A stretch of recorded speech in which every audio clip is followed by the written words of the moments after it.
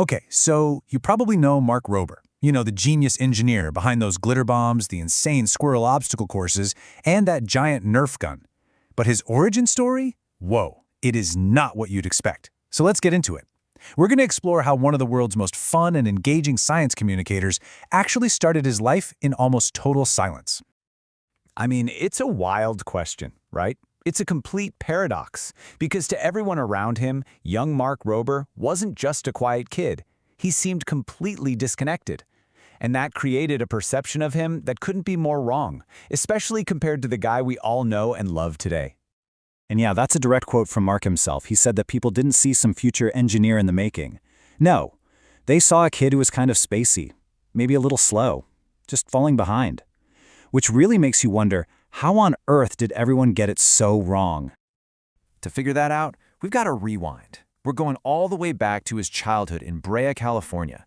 That's where this whole paradox really started. All right, so here's the setting. It's the 1980s. Mark's the youngest of 3 kids. And even though his family life was pretty normal, he just stood out. His family would actually tell him to plug in all the time because it seemed like he was just off in his own little world, totally detached. Now, the biggest reason for that perception came down to a pretty significant developmental delay. We're not just talking about a shy kid here. He was dealing with something that literally kept him from communicating the way other kids did. Get this, 4. He was 4 years old when he finally started speaking. Think about that. For the first 4 years of his life, while other toddlers are chattering away and forming sentences, Mark was almost completely nonverbal. But here's where the story takes a really fascinating turn. Just because the verbal part of his brain was kind of offline, it absolutely did not mean the whole system was down. In fact, deep inside his mind, something pretty incredible was happening. There's a theory for this called cognitive reallocation. The basic idea is this. His brain had all this developmental energy ready to go, but the door to the language department was temporarily closed. So that energy didn't just disappear, it got rerouted. It got poured into strengthening other skills, like observing the world, understanding how things fit together, basically building this powerhouse internal engine for logic and mechanics. So when did this hidden engine first start to reveal itself? Well, the first clues weren't words at all. They were actions. They were the very first signs of a mind that was thinking in structures and systems, not in sentences. And this was it, his first build. He literally took 2 blocks of wood, hammered a nail through them, and proudly showed everyone his violin.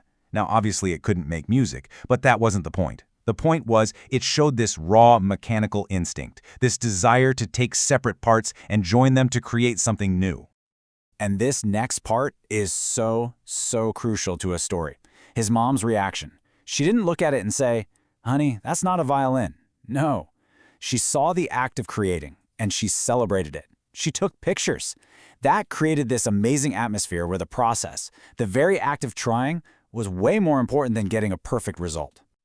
And that early vote of confidence was all he needed. It let his skills grow and evolve. Soon, he went from making symbolic things to solving real-world problems, and of course, to engineering a few classic older brother pranks. You can literally watch his engineering mind level up. He goes from the symbolic violin to something super practical. He saw his mom's eyes watering while cutting onions, so he just grabbed a pair of swimming goggles, boom, problem solved. And then came the social engineering, like when his sister asked for a glass of water and he gave her white vinegar instead, just to see what would happen. And this is so key to understanding him. That vinegar prank wasn't just a kid being mean. For him, it was research. He learned that he loved getting a big reaction out of people. And that desire to create an effect, to make someone gasp or laugh, became the fuel for all the much more elaborate inventions in his future. So you've got this creative, prank-loving kid with a knack for building. But that's really only half the equation. His blueprint for success was actually forged by 2 totally different but equally essential parenting styles at home.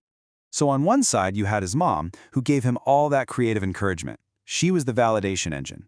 But on the other side, you had his dad. He was an airline mechanic, and he provided the rigor. He's the one who told Mark, okay, you have to get more serious now, and really pushed him to be disciplined and precise. And that's the magic formula right there.